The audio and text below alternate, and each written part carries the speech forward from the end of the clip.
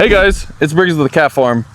Today we're going to be reviewing / using for the first time. There was a little bit of a continuity issue with the mic, we didn't have a mic and the audio sucked, and I did a review on this and it was super windy that day, so we're going to try to do it again. We're going to review this MX-MRT14 mini skid steer.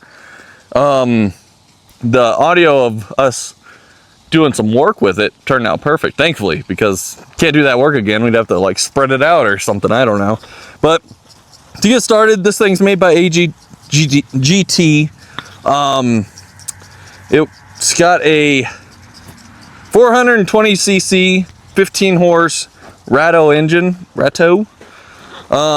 gas, of course. I wish it was diesel, that'd be cool. I don't see too many of these auction machines as diesel. You know, I found one, but I didn't win the bid, sadly. I've used this thing quite a bit since that first video. I currently have 4.3 hours on it. Whenever we did the video, it was like, it was brand new. I think it was like an hour, so that kind of sucks, but we're gonna review it again, kind of get you guys some measurements and like a little bit of check out the bucket and everything. I guess to start, we're going to look underneath the hood. So one thing to note is within using this thing the first couple times, the hinges came loose. So I highly suggest retightening those things.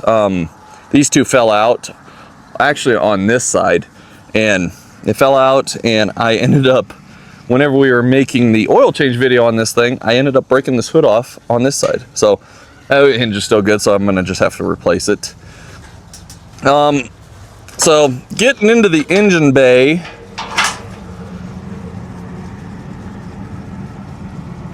gonna have to hold it.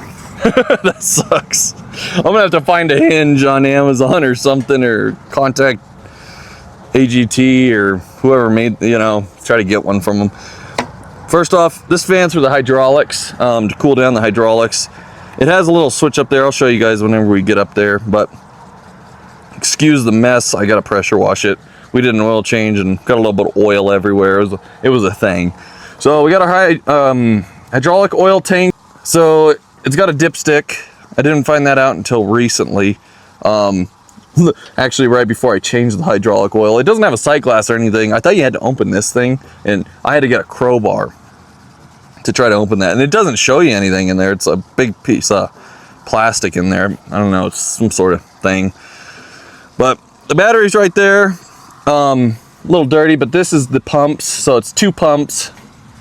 So what I found out from other videos and research and other people owning these mini skid steers is there's 2 pump and 3 pump. So 2 pump will run your 2 tracks if you're going to be running tracks, but you technically can't run from my understanding, a hydraulic attachment and move at the same time, because there's only 2 pumps. So it directs either power to one track in this or both tracks and not this.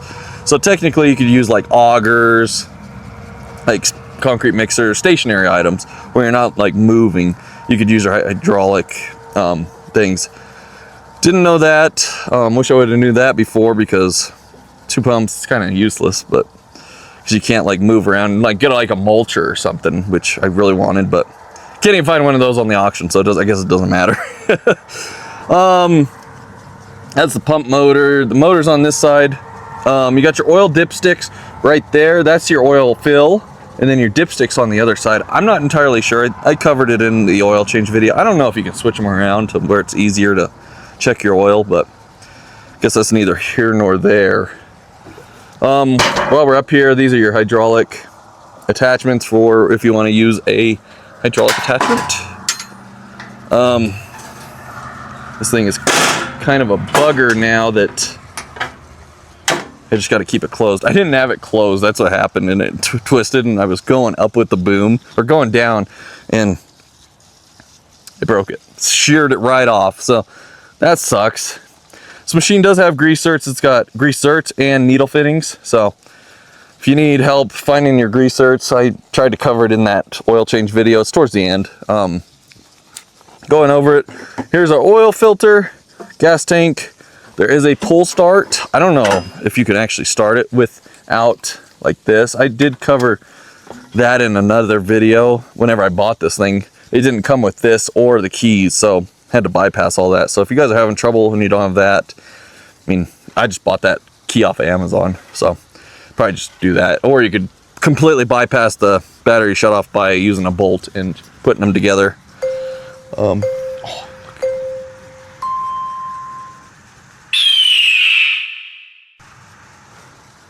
We're gonna have to go try to catch him here in a second. Hawk made an appearance. That cat's hollandaise. He's growing up a lot since I last showed him. So up here on the dash, all of my stuff is fading because it sits in the sun, but you have your emergency power off, so to hit that, you just press it and then you twist it, just like the symbol shows. You have oil temp, hours, you have a horn, a fan, lights. These do work. Your fan light, that'll tell you that your fan's on, and then power. So like my disconnects on, so I have power. My fan is currently on. Like you gotta, it's kind of weird. I don't know why it doesn't like bounce back, but I guess it is what it is. Lights work. You have a USB charger, Type C, and a regular USB. You'd have 12 volt power for, I don't know, if you wanted to like charge your phone or something, I guess. Not entirely sure. I see some attachments though that they use some of this stuff, but I don't know. Don't have that. Your controls. So for my machine, it is both forward is forward, both backwards is backwards. This controls some of the boom and bucket. It's all boom and bucket. Oh, what's he doing? Hopefully he's mousing. Oh, he's gonna get wet.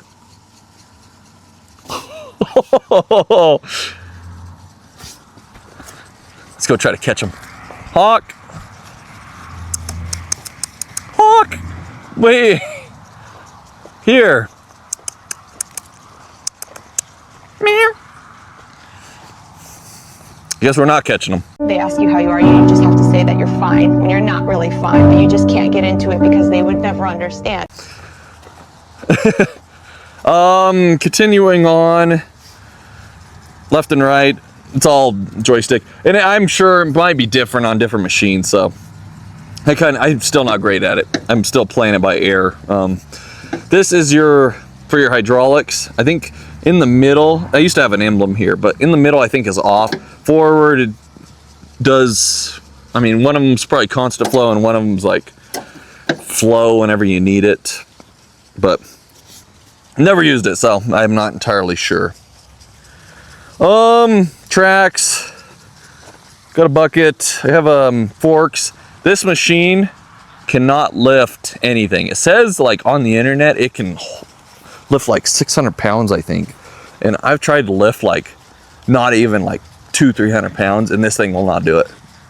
So if you're trying to lift stuff, this is not your machine. I wish I would have done a little more research whenever I was bidding on this. It was kind of, I'm a degenerate whenever it comes to auctions, and I bid on stuff that I probably shouldn't, and I kind of bid on this last minute trying to get it because it was one of the last ones, and I ended up winning it, and I paid it way too much than I needed to. I paid a little over I think like over 3,500, which is pretty high for an auction machine because I've been watching them and they go for a lot cheaper than that, so that sucks.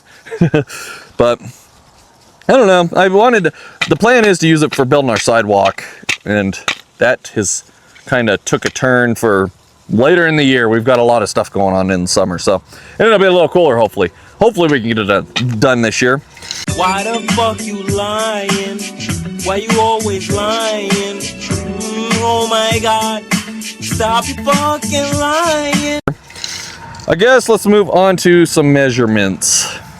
So, to start, your bucket is 32 inches exterior dimensions, 31 interior. Roughly, I mean, probably usable space a foot high-ish. Wideness, at the widest point is going to be your track. So if you're going to be putting this thing on a trailer, you expect about 3 foot. 3 foot by the total length.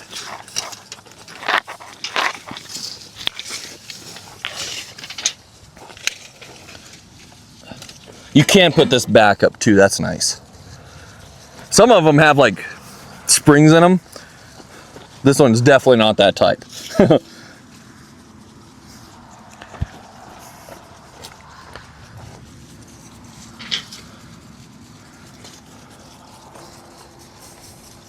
call 7'6". 7'6" lengthwise. So if you're trying to like put it on a trailer or something, I wish I knew these measurements whenever I was doing it, because I like to think that I can figure out how much space I'm going to need on the trailer and try to figure it out, but it never works out the way you want it to. So other than that, I think I covered mostly everything. We'll cut to where we use it, where we move some dirt over in a pile. It's topsoil, so we're going to use it for that and go from there. So we'll cut to that.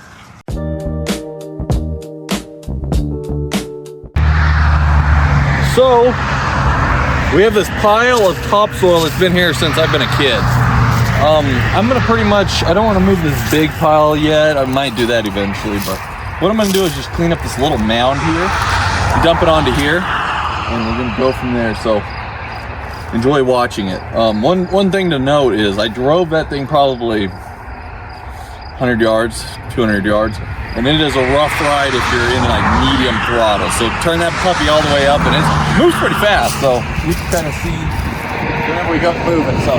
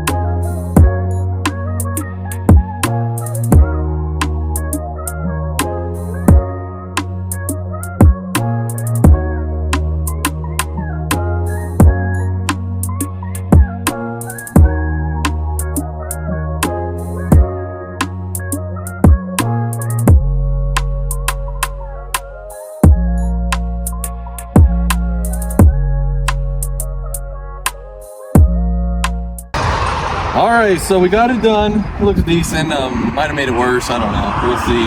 We irrigate this field, so I'm sure it'll just slough off again. The one thing to note is this dirt is relatively compacted from just sitting here due to age and all the water we've thrown on it. So it had a lot of trouble pushing through it. So if you're going through hard dirt all the time, that might be a little rough. For the sidewalk, I plan on using the mini excavator and kind of scarcifying it and then hitting it with that. So dirt should be relatively loose. So if you got loose dirt, it'll work great. But if it's a little rougher, you probably have a little bit of trouble. But other than that, this thing's pretty alright. Use it on another little project with the mini dump here in the next video.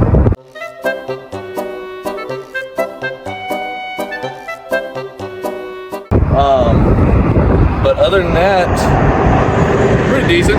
Like I've said, I've only ran it just a little bit. I don't know what I'm doing exactly, so we're going to wrap this one up and we'll see you guys on the next one. Thank you.